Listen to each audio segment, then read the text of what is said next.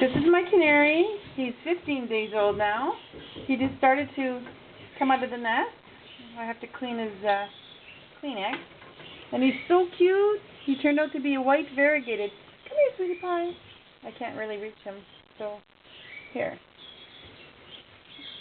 You gotta come over here. Yes, you do. Oh, I can't reach you. There we go. Okay, ready? He's getting stronger. He's eating more. Every day I wake up, he's got more and more feathers. He already ate a little while ago, so I'm not going to give him much. Every time he sees me, he opens his mouth. He thinks I'm his mama.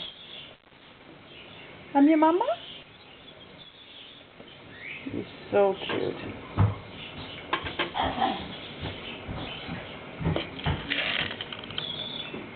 See how full he is? That's his crop. Now I'm going to change his peanut. Hey, honey. I just pick him up gently. Remove his dirty Kleenex. Replace it with clean Kleenex.